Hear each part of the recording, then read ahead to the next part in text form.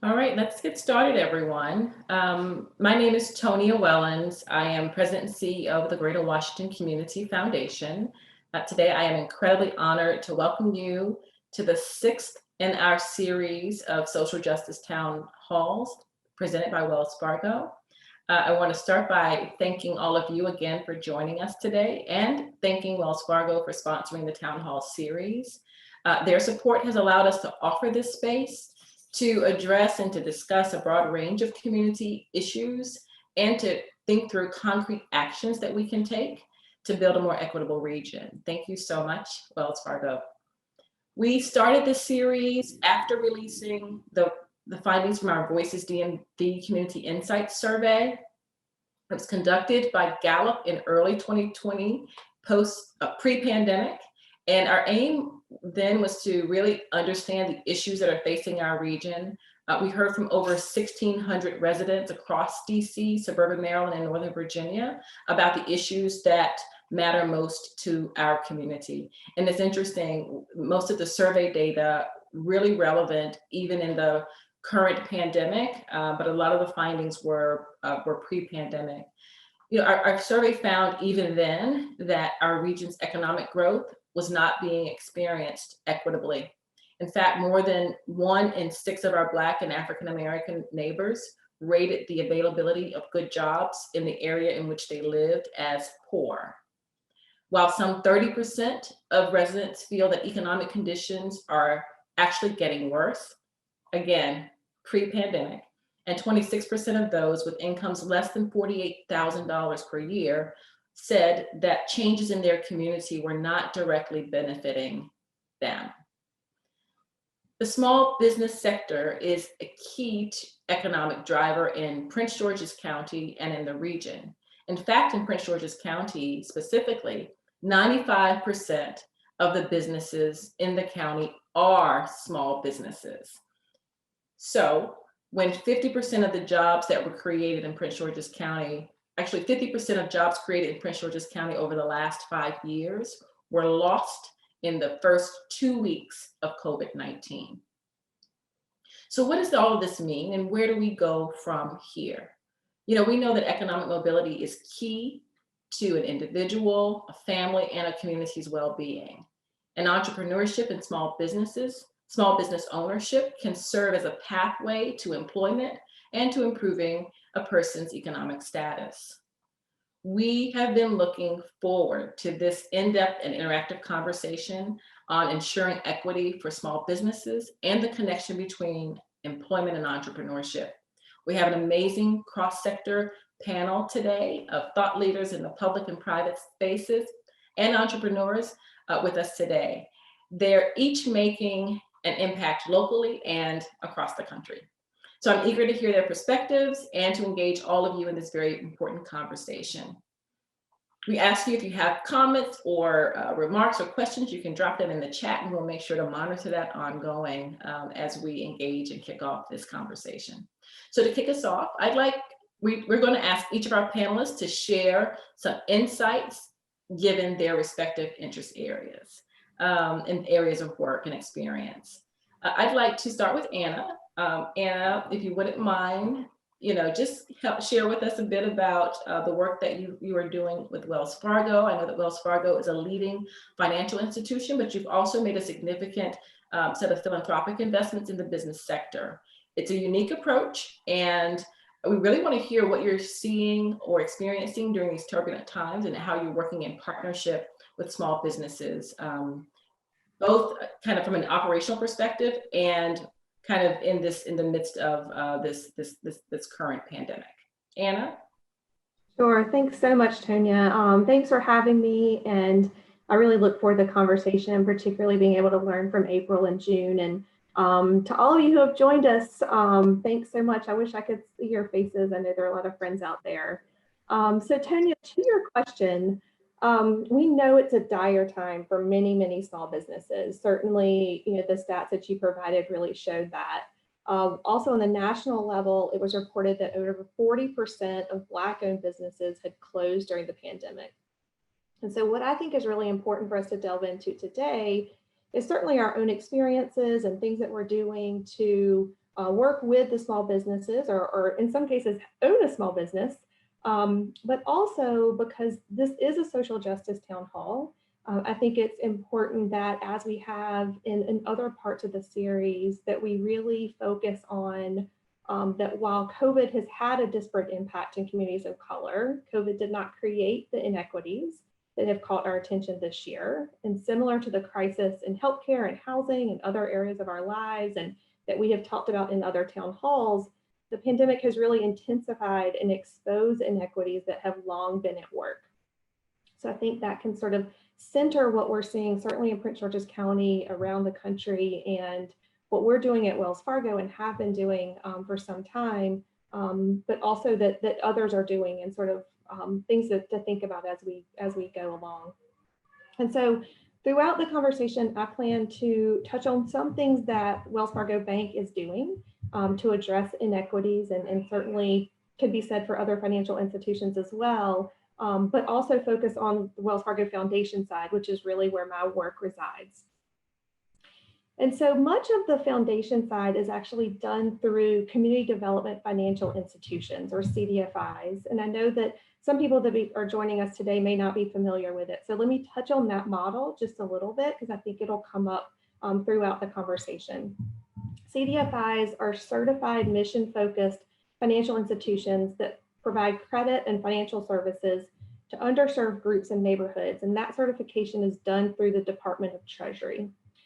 So on the bank side, Wells Fargo has provided access to capital to the CDFI industry for over 20 years. We have a community lending and investment team that finances approximately 150 across the country, with patient capital lines of credit that allow those CDFIs to fund affordable housing, community facilities, small and micro businesses in rural and urban communities. And because this conversation will focus a bit on Prince George's County, I'm happy that through that community lending investment group, we support FSC First, which is the CDFI in Prince George's County. And so if we can step back about 5 years, Wells Fargo sponsored a study through Gallup to really focus on lending in diverse small businesses and diverse segments. And there are a few parts of that study that I want to bring to light, because I think it helps, again, to sort of know where we are today, but also where we have been, because the issues that we're talking about have been persisting. And so the study, it told us lots of things, are very detailed about different segments, but there are 3 things that I want to focus on. One, that there were more similarities than there are differences between small business owners in all diverse segments and those of the general population. But also that diverse owned small businesses were more likely to respond that they've been declined for business credit. And after being declined, a higher percentage of African American business owners said that they did not apply for credit again. Another key finding was that African American, Asian, and Hispanic small business owners are more likely to be in the startup or growing stages of their business compared to small business population in general, and as a result may not qualify for conventional bank loan products. And that I want to call out, because that again sort of highlights the reason that often we do our work through CDFIs, because those small business owners need either more technical support or hand-holding or sort of creative kind of capital products than we provide at Wells Fargo and other financial institutions, but that CDFIs are set up to do. So we took the results of that study. There were lots of recommendations that were formed, but I want to focus on one of them today, which is our Diverse Community Capital Program. And this is one that is done through the foundation. It's a 5-year, $175 million program that empowers small business owners through access to capital and technical assistance, again, through the support of CDFIs. And so in January 2020, so this is prior to all the COVID response, which I'll touch on in a minute, Diverse Community Capital, or sometimes I'll say DCC, had provided 16,000 loans, 322,000 hours of training, and led to 103,000 jobs at small businesses around the nation. And so on the one hand, that's a bit of a pat on the back for Diverse Community Capital, but also it's a huge pat on the back for the importance of small businesses in our community. And that was just the small businesses that were supported through this particular sort of 5-year set of investments at Wells Fargo. And so part of my job, which I really like, is getting sort of national Wells Fargo resources here on the ground locally. So I can be kind of a matchmaker sometimes with those. And so I'm really happy that 4 CDFIs in Greater Washington have benefited through Diverse Community Capital. And those are the Latino Economic Development Center, City First Enterprises, ECDC, and WakeUp. And those are all CDFIs that focus on supporting small businesses owned by people of color. So then COVID hits, and, like every other, sort of person on this phone and around the country, we had these best laid plans for 2020, and needs changed, and we decided to sort of urgently pivot what we had planned for Diverse Community Capital. And so what we did, so that we could really get dollars out the door urgently, we focused on prior awardees to give those large diversity community capital grants to CDFIs that were focused on meeting the needs of businesses, in the moment, that were trying to keep their doors open and modify their model really to fit the COVID environment. And so early in the spring, we were able to give $1 million to 3 CDFIs in Greater Washington, again, through that program. So national program, $1 million went in Greater Washington. In addition to DCC, that's, like I said, something that's been going on for 5 years. We started the Open for Business Fund. And the Open for Business Fund is huge. It's approximately $400 million endeavor that will help small businesses reopen and rebuild, with an emphasis on providing assistance to organizations that support minority-owned and historically underserved small businesses. The Open for Business Fund was created by Wells Fargo's donation to all gross Paycheck Protection Program, or PPP, processing fees. So all processing fees went into the Open for Business Fund. There are 3 cycles with the Open for Business Fund to get out that approximately $400 million. And we are sort of in the second cycle. It depends on kind of how you look at it. But the first, again, sort of similar to DCC, we're working with CDFIs to get capital and payment relief to diverse small business owners. And that first cycle made up about $250 million. The second cycle, which the application period has closed now, but we're in the review process, it goes beyond CDFIs. There are lots of nonprofits out there that are not certified financial institutions, but they do provide technical support through mentoring and training and all kinds of other ways that you can help small businesses. And so that cycle will include those as well. And it's about $50 million. The application is closed, but like I said, we're in the review process. And then the third round will be next year. It's about $100 million for recovery and resiliency strategies. So of that, I'll close with great news of that first cycle, and lots and lots of applications, as you would guess, from around the country.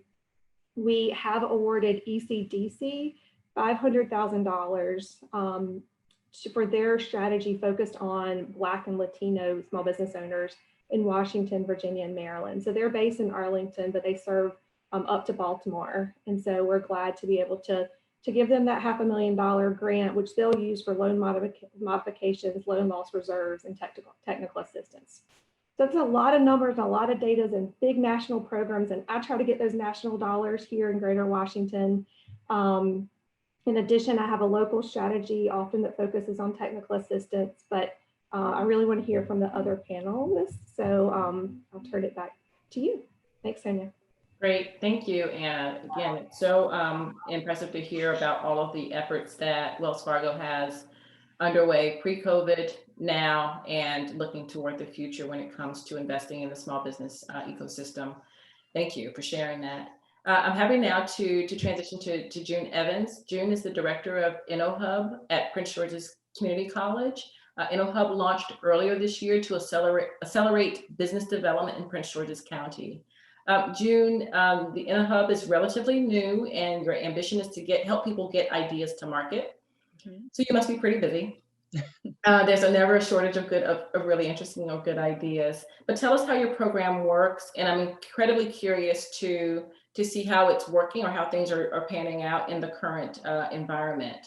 I asked a question of a panelist a couple of weeks ago, is now really a good time to start a new startup? And I'll position that with you too, but just tell us generally about what you're seeing and in the local environment. Thank you, Tonya. Good afternoon, everyone. As Tonya mentioned, my name is June Evans. I'm the director for Prince George's Community College Center for Innovation and Entrepreneurship, which the Innovation Hub falls up under that center. And you are absolutely correct. The Innovation Hub is a fairly new initiative, although it literally took about 2.5 years to actually get off the ground. But we officially launched in March of 2020. Matter of fact, it was March 10th of 2020. March 13th of 2020, we went out on spring break, and henceforth, we have not stepped back on campus. So we too had to have an entrepreneurial spirit in moving our innovation hub into a virtual environment, but we instantly realized that there was a greater need at that time to really work with our local businesses on business recovery, pivoting their business, thinking differently, rethinking their current strategies, and really had that innovation methodology and concept that we use, which is design thinking, became in the forefront at this current time during the midst of the pandemic.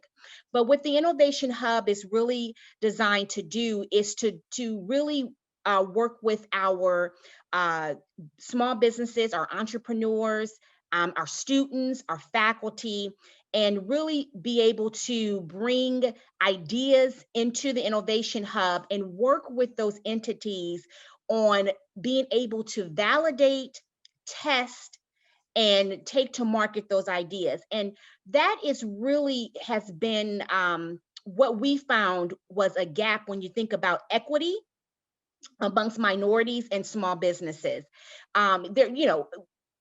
Oftentimes entrepreneurs, we have an entrepreneurial spirit. Many minorities have an entrepreneurial spirit, but where the difference lies is being able to vet those ideas, having the ability to understand the process to test those ideas before you actually put a lot of resources, right, of funding and time into launching those ideas.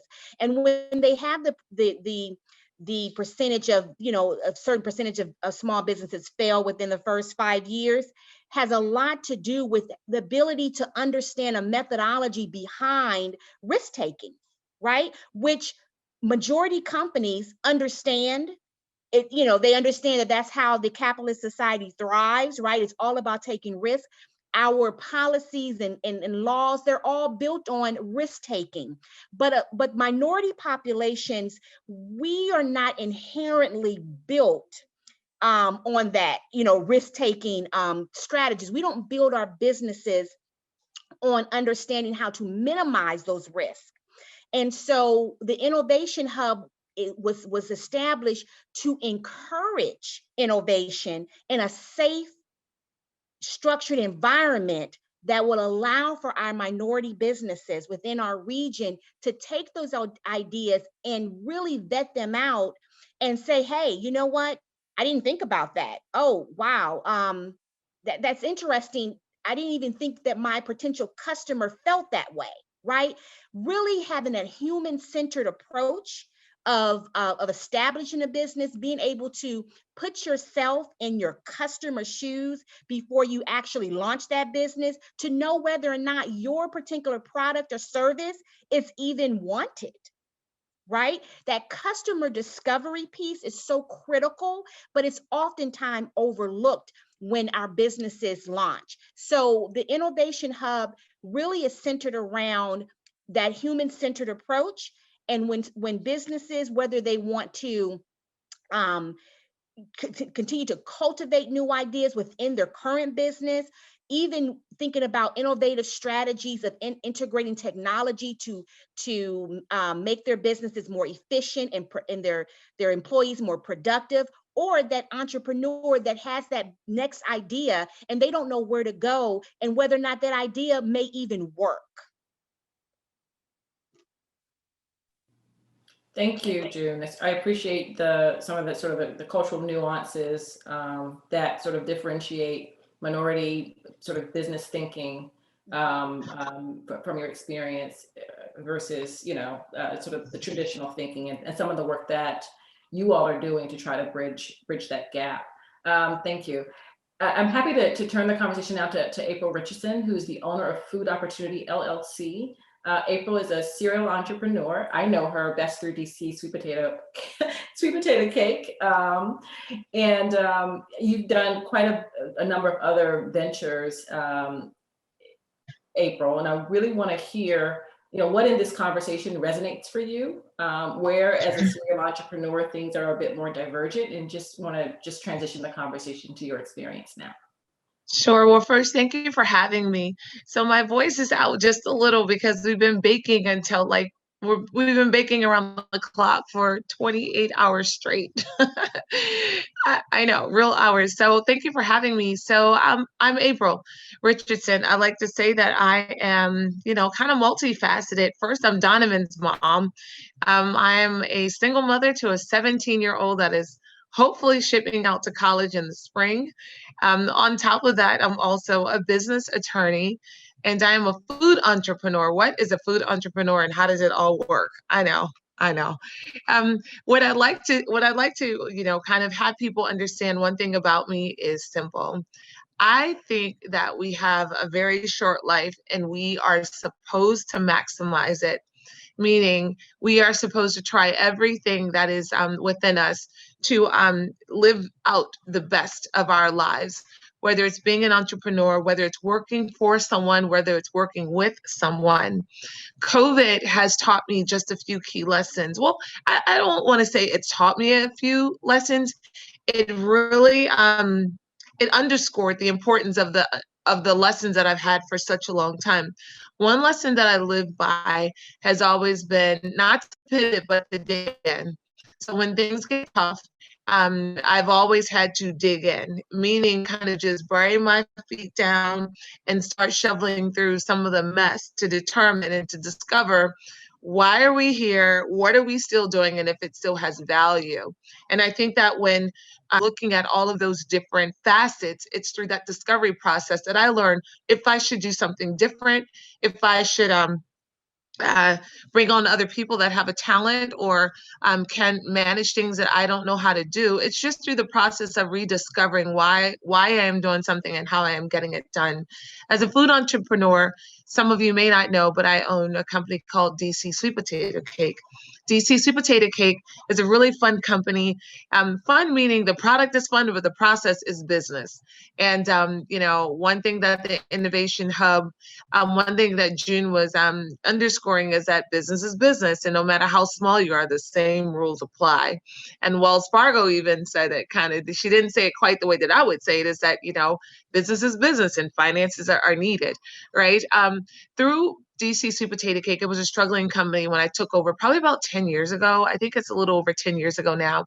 And the company fell on hard times. We're talking about multiple evictions. And when I got involved with the company, the one thing that I had to decide was the company worth saving? That is the same conversation that people should be having right now. If you are in business, or if you are with an organization that's struggling, or if you are looking at a way to change the work that you do, is it worth saving? Once I decided that the company was worth saving, I had to determine what about it is worth saving. What I loved were the people. I tried to only do business with people that I like, and that includes companies that I like, organizations that I like, but moreover, I still got to like myself. And when I say I still have to like myself, I'm an avid believer that if the business that I'm involved in makes me not like showing up at work, then I get out of it. If what I am doing is no longer fun, then I get out of it. Some things that I think are important and key is that, one thing that I do want to say is that I also own Savor Food Hall. Savor Food Hall is Prince George's County's first food hall, and it's actually the second owned and operated Black food hall in the nation. I stepped down from leadership from Savor October 15th. It's not a bad thing. Savor started as an idea for me to balance the equities in food for minorities. And how did I want to go about it was to create like an organic way that minority food entrepreneurs come together and they receive support under one umbrella. So for those of you that are not familiar with a food hall, think about what a food court looks like, except at a food court, it's an amenity to the mall. People go to the mall to shop, then they think about eating. At a food hall, food is the center of attention. People are walking into our doors to eat and to have a diverse food experience. Starting Savor Food Hall was a labor of love. I gotten so many no's or so many unanswered calls from organizations within the county, outside of the county, saying, well, why would you even do something like that? And what is it?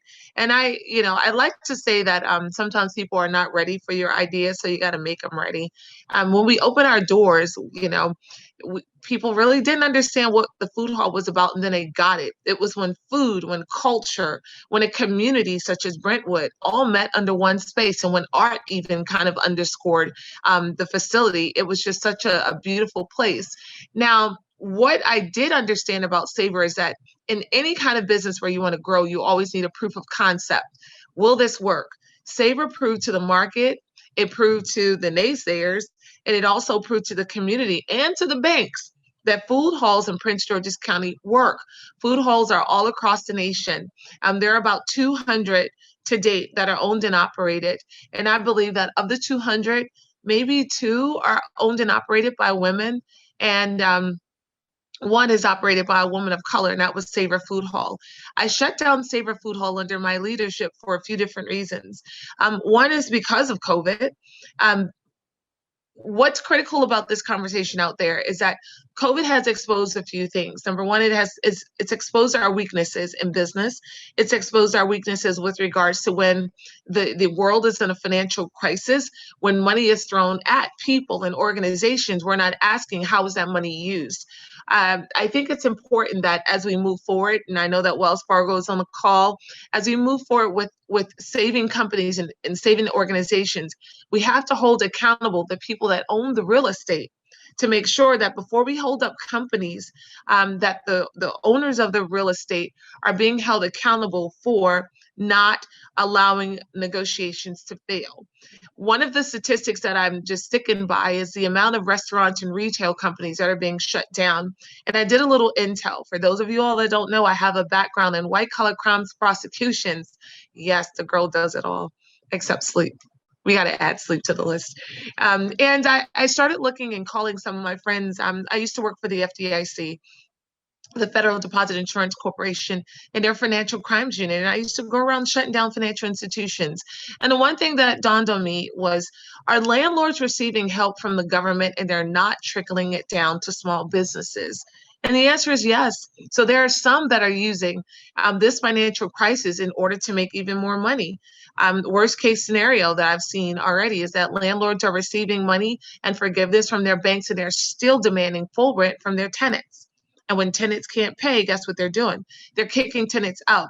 So as we're looking at these COVID failure rates, we have to be very careful that we're separating the micro statistics that are embedded in these failure rates. It is not just small businesses that do not know what they are doing, that did not have a contingency plan. Some small businesses, I'm finding, are victims of people not being honest and transparent in the system. And again, minorities at a highest level, minorities and women and Spanish people, Spanish-speaking people are being victimized again by that type of business bad modeling when it comes to people who own real estate.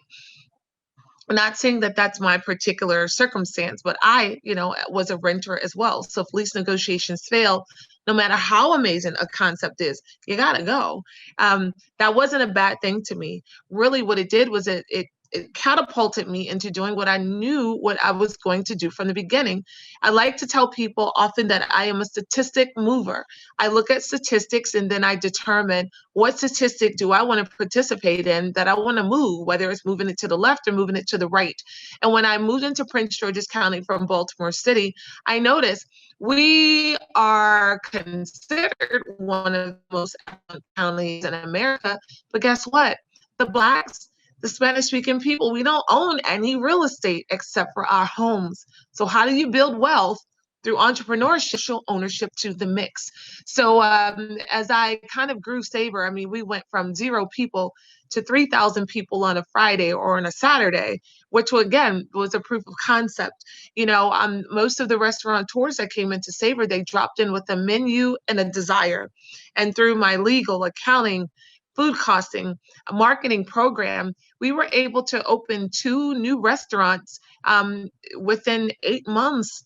They grew so fast and so quick. One company went from $0 a month to over $250,000 per month, not per year, per month during COVID.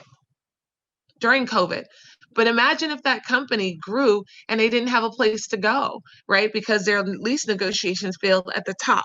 So just keep this in mind. I want everyone to understand this. When you look at the statistics that say that small business are failing, it bothers me because I hear this from some federal organizations saying that, oh, it's because they weren't ready. Well, the big guys weren't ready either. Who's ever ready for a pandemic? But the thing is that the big guys have the political power, right? They can write the checks. You know, they have the intimidation power where their name represents something large, so people start to think twice. So unless we kind of build a consolidated front in order to keep small businesses afloat, it's not going to happen. We cannot allow small business mom and pop shops to fight on their own. You know, so I'm such a fighter, but I'm also a woman that believes that if we're going to talk about it, we have to do something more about it, because we have children out there that are relying on their parents' income from these small businesses. You know, we have so many people that are embedded in the ecosystem that it's unimaginable how deep job loss, depression, all these things are kind of entering into the fabric of our counties and in Washington, D.C. One thing that I want to just say here is that when I started DC Sweet Potato Cake, we started with a failing company. And it's not that the food industry is easy and that we're cute because we're on television. By the way, quick plug, we just went on QVC last Wednesday during COVID and sold over, it was 2,000 cakes and it bumped to 4,000. Then it was 6,000 products that we sold in 11 minutes. People have money and they are spending. So we cannot say that people are not spending and that's why people are not buying. They are. Look at what's happening with Amazon. I think it's an accountability factor. We have to hold people accountable for voting with their dollar. If you are living in Prince George's County, Washington, D.C., Northern Virginia, and you have not tried to find ways to support your local economy, then you're guilty of having these companies close as well. It's as simple as looking at what we're buying and figuring out who we're buying it from. Amazon is on fire for non-essential items. What does that mean? That means that people are spending. I'll close with this. I decided that once Savor was going to close under my leadership, that I would pursue the opportunities. I get opportunities often, but you have to be very careful with regards to who you do business with. Again, I like to do business with people I like. And the one thing that did come to me was an opportunity to do another food hall, multiple food halls, but one food hall in particular, and it's next to the Woodmore Town Center in the new development called Woodmore Overlook. And the developers came and said, "Hey, we want one of these too." And I said, "Yeah, I want you to have one too, but I will not lease from you. So unless you're willing to sell me the land, then we're not going to have this conversation." Because again, statistics show that in Prince George's County, there are no women developers, and there are hardly no Black, Latino, or minority owners that actually own commercial buildings. So I looked at that statistic and I said, today we're going to move that statistic in favor of the minorities that hold up this county. So I'm happy to say that I did negotiate that deal. It's probably one of the first unique ways that we're negotiating a real estate deal where we take a developer and a small person like me, and we pair them together so that I get the land and they do not own the land. That land will belong to me and the people, as I like to say, the community, because until we start to change the trajectory of real estate commercial ownership, then we will always be on the other side of that statistic. I say this because I am a purposeful business attorney, not passionate, but purposeful, because the purpose is if we're going to move the statistic, then we have to determine what it takes in order to move it, and then do it, and understand that the value is in us. It's not in our political leaders. Our political leaders are orchestrators. We are the movers. We are here longer than 4 years and longer than 8 years. And until we understand that power, that we're not really going to get far. So I encourage everyone that's listening to dig into your organizations and your communities and remember why, the purpose behind, the mission behind, the value behind what you're out of COVID just fine. The question is, when the next pandemic happens or the next crisis happens, how will we, how will we land? So that's all I have to say for today, Tanya. Oh, that was plenty, April. Thank you so much. Sure, thank you. So much to glean from your many and varied experiences and aspirations. I won't summarize it all because it's just, you just said too much, but there are two things I want to make sure that I point out. One, I think you affirmed a number of the things that both Anna and June shared. One about sort of the declinations, and once a business owner applies for funding for the first time and they get declined, they lose confidence. And, for whatever reason, there isn't enough support or engagement ongoing to help to sort of either break through barriers or eliminate those barriers. I think you made some really good points around, sort of asking questions. In June, I think this gets to your point around the customer discovery process. Is the business worth saving, for example, and, doing business with people that you like. I think those are all important points to take away from your work. I want to just quickly shift because I'm mindful of our time together, but I want to transition to hear about some practices. And April, you also mentioned how you think about moving the statistic. And I just think that is such an important frame for us to take in all of our work, whether it's in business or on a number of the social challenges that we, particularly in philanthropy, are looking to work toward. How are we moving the statistic of home ownership? How are we moving the statistic of business ownership, or the all of the work that we're doing? How are we moving to the left or the right on the statistic as a measure of our own impact and goals? So I want to transition quickly to ask about additional external factors that have helped to eliminate barriers and convert ideas to action to help small businesses scale successfully and ensure sustainability. Again, to some of the points that April mentioned, June and Anna, I want to hear about you. Kind of how are we building in sustainability factors? So I can start. I would say right now, the Innovation Hub, we are entrenched in two major initiatives right now that we're working on. One is called our Prince George's, PGCC Startup Cup, and the second is our Eliminating Food Insecurities Design Challenge. Both of these are really entrenched on helping our entrepreneurs, have that entrepreneurial mindset. So if we start with the PGCC Startup Cup, that is actually taking those entrepreneurs that have a business idea. They have already invested somewhat in looking at a business plan from April's perspective, really thought through the process of, how am I going to move the needle, right? Like what am I going to focus on for my business, and have some type of idea of that business. Some of them have even invested some resources in that business. But once they come into the PGCC Startup Cup, it is then really taking all of that knowledge, that research, and really flushing out those ideas, right? Looking at how validating those ideas. So taking that idea, looking at it from not only a customer-centric approach of looking at who your potential customers are, but also looking at it from a financial perspective, right? So we know this is the problem that you want to solve. We've identified potential target markets. Now let's go through and flush out those financials. Let's look at that idea and see how that idea can sustain itself as you further build out this business plan.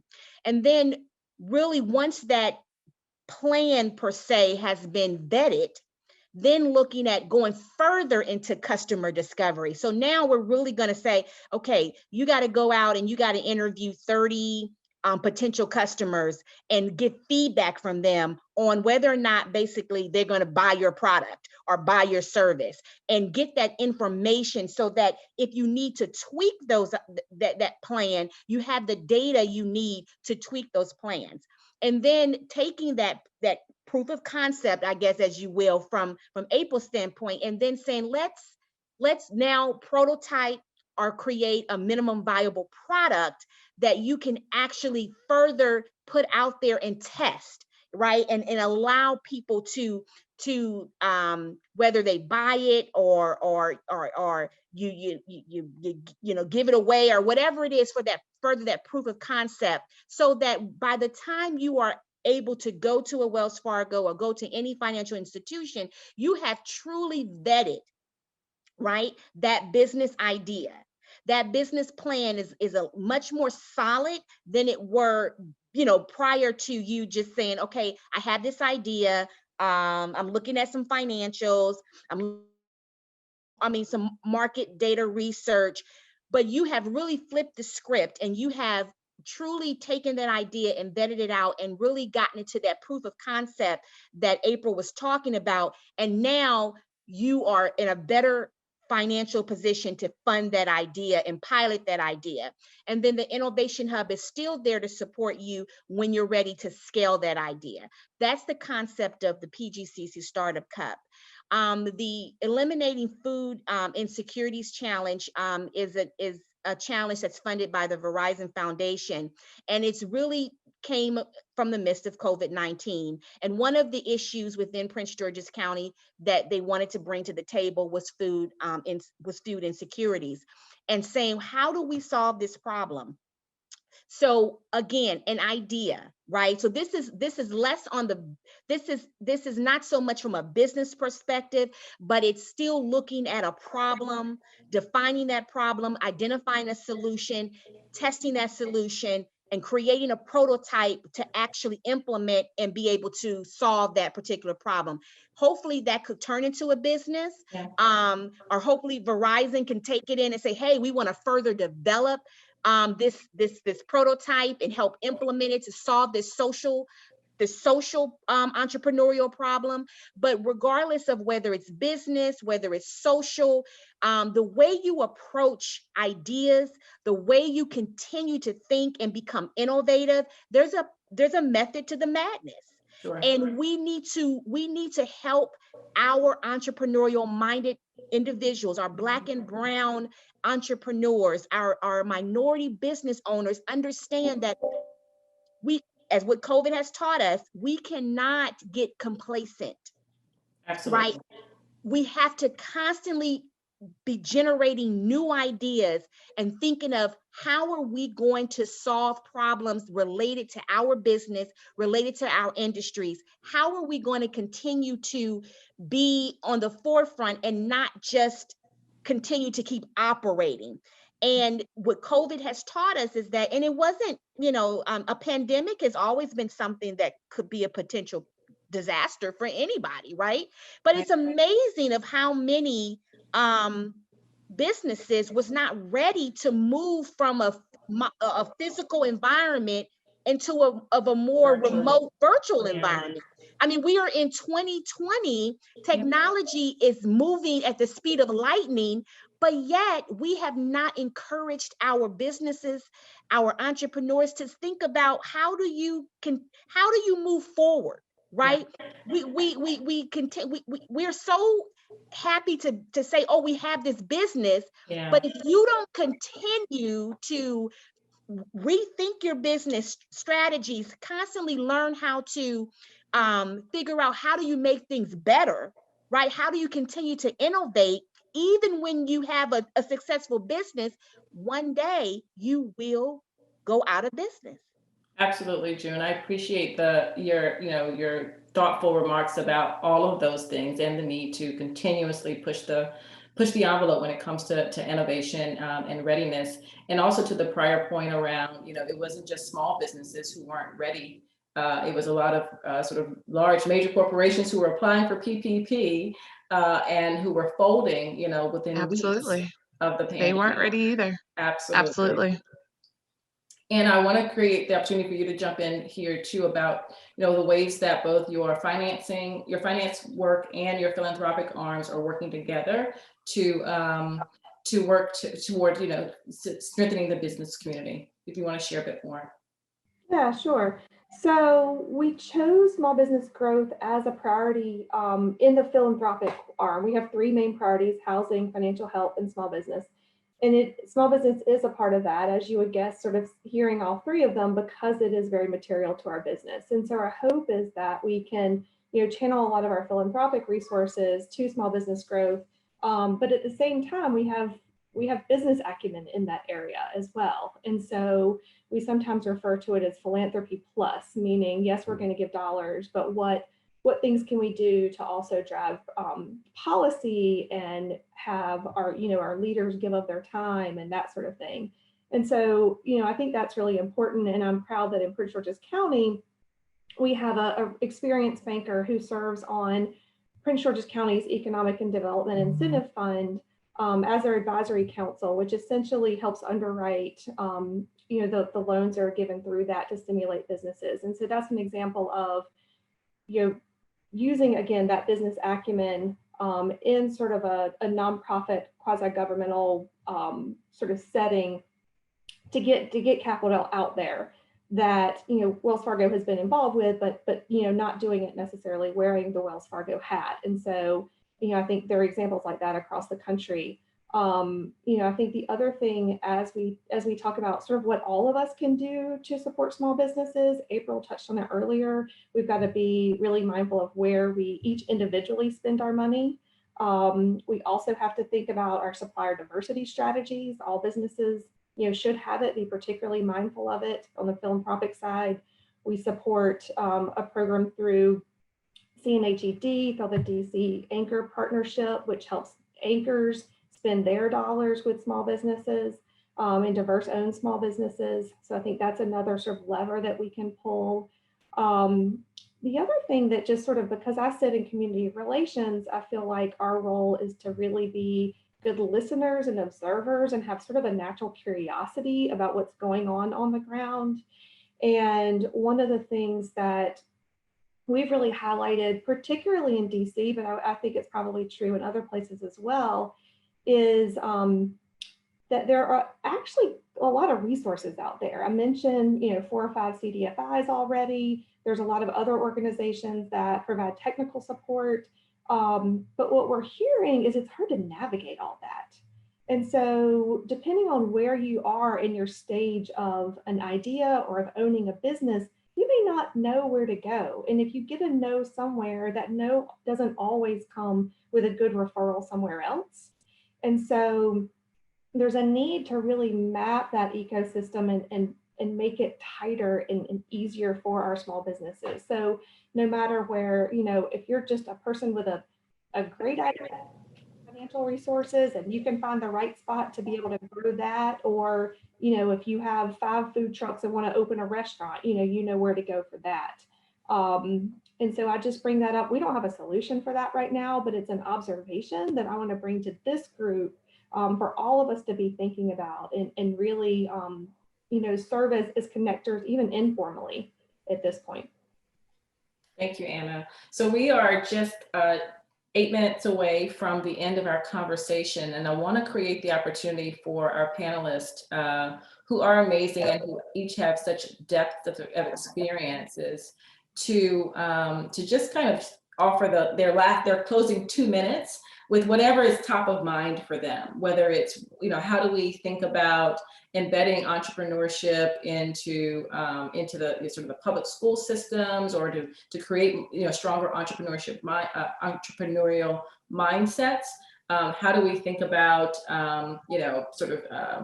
ownership when it comes to commercial property? Anything that you want to close out with, I just want to create the opportunity for you to have the last word. There are a couple of points in the chat that you can speak to as well. So who wants to kick us off? I can say something quickly. Okay. One of the questions was by, I saw Shalana maybe, Yep. had asked a question about access to capital for commercial ownership for minorities. So here's the dirty of the dirty. Just because you're a minority doesn't mean that there are any special programs when it comes to commercial ownership.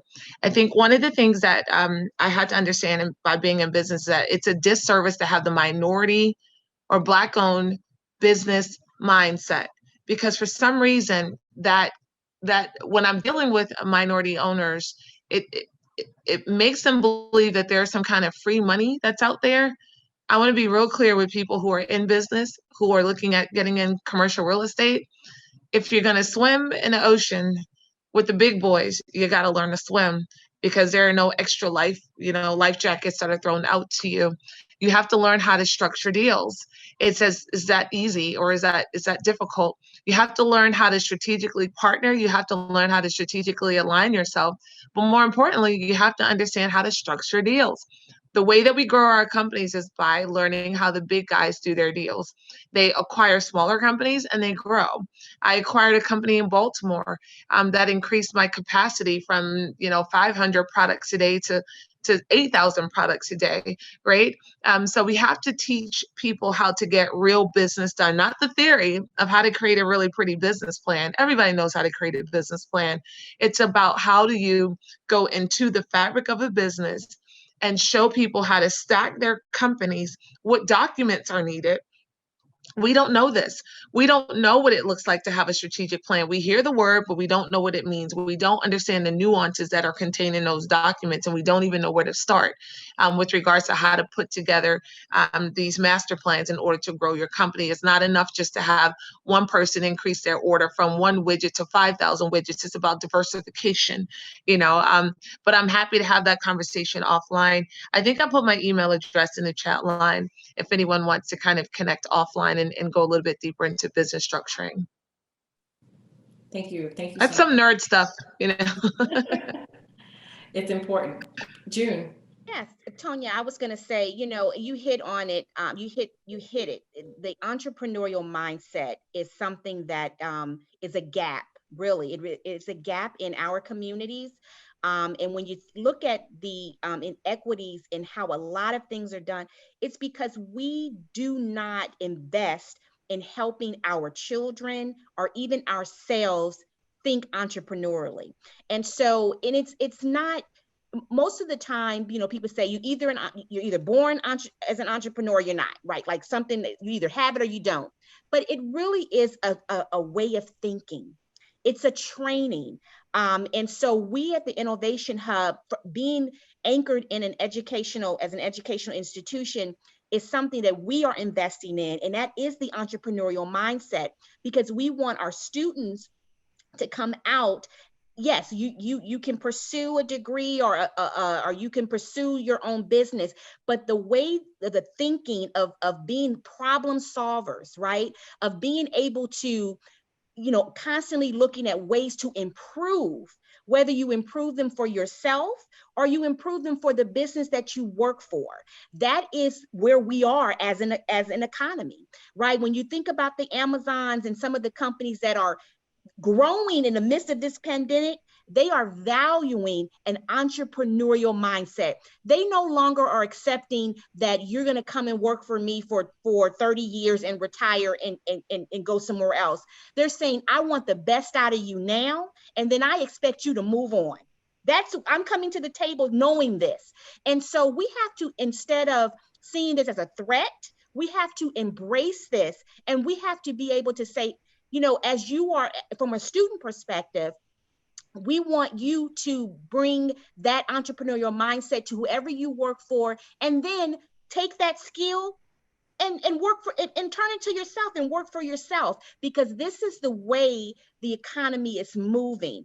And also, our businesses, our smaller businesses, they have to also be entrepreneurial minded and say, I had this bakery for 25 years, and now what do I do with it? Well, how is your industry moving? How is your industry changing? And they need to have a place to go to say, I want to continue to take my business on to the next, to the next 10 years and beyond. Help me stay in the forefront of being relevant, help me encourage my employees to be, entrepreneurial, so that we can survive this pandemic and the next pandemic and anything else that's thrown our way. Because we're here, technology is here, and we have to learn to leverage it, and we have to learn to not be reactive, but proactive. But I believe it's all centered around the entrepreneurial mindset. Thank you, June. I appreciate that. Anna, you get the last word. I know that we are short on time, and so just to drive that home and play off what June said, we've got to encourage that entrepreneurial mindset early, and that means allowing our children and students, and then allowing us to be risk takers, and we can do that in a lot of ways. And then the other thing I just want to highlight is that we just had what I think is a great conversation about small business and about opportunity and about economic justice with 4 women, which I love. I don't think that a lot of small business panels are exclusively female, but I have felt sort of the woman power today, and I hope you all have. And Great point. I really appreciate it. Great point, Anna. Absolutely. It is special and all too rare, but we're changing that even as we are here gathered today. So I just want to close by saying a huge thank you to each of you. I really appreciate your insights, your savvy, your work, and your sharing your lessons learned with us here today. This is such an important part. This is such an important topic. And I really appreciate your work. I also want to thank our team, the Prince George's County team at the Community Foundation, for developing today's content on entrepreneurship, and all of our partners and donors, especially Wells Fargo, who has supported this town hall series and the session today. I want you to encourage you to take a look at our VoicesDMV dashboard. It's at voicesdmv.org. Share it with your network. It's just useful backdrop as you're looking to frame things both sort of while we're in the midst of the pandemic, and as we look to the future. It could be a useful set of data to help to benchmark where we go from here. Finally, we will follow up today's call with a link to the recording, and look forward to staying connected. Thank you all again for joining us today, and have an amazing rest of your week and a great weekend. Take care, everyone.